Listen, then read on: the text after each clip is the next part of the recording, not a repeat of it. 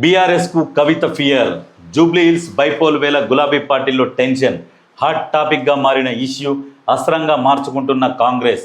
సొంత చెల్లెకి అన్యాయం చేసినోడు పక్కింటి ఆడబిడ్డకు ఏం న్యాయం చేస్తాడు అంటూ నిలదీతలు.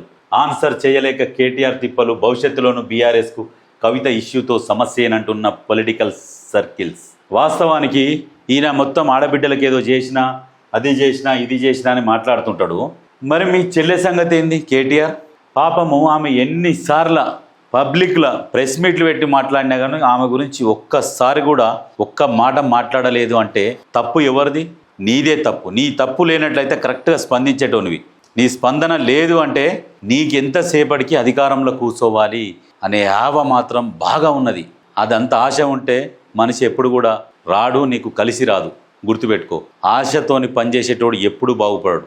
నమ్మకంతో పనిచేయాలి. కానీ నీవు పదవి కోసము సొంత చెల్లెని కూడా దూరం పెట్టినావంటే ఎంత దుర్మార్గునివంటే, రక్త సంబంధాన్ని పక్కకు పెట్టినావంటే నువ్వు మామూలు మనిషి కాదు.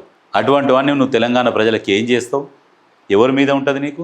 నీకు సొంత చెల్లె మీదనే ప్రేమ లేదంటే నీ తెలంగాణ ప్రజల మీద ఎందుకు ఉంటుంది బై? వేస్ట్. అందుకనే ప్రజలు అన్నీ గమనిస్తూనే ఉన్నారు.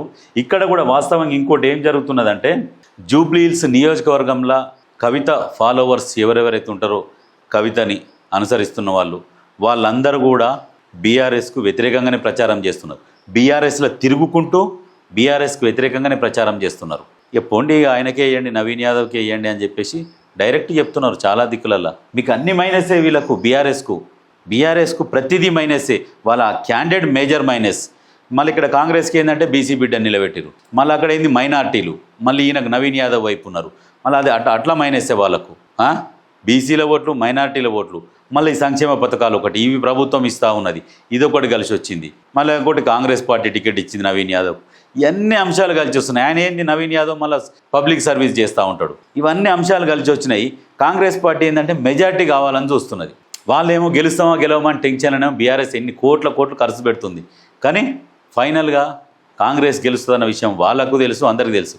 నెరీ తక్కువలో ఓడిపోతే ఇజ్జత్ పోతుంది అనే ఒక భయంలో బీఆర్ఎస్ పార్టీ పనిచేస్తున్నది.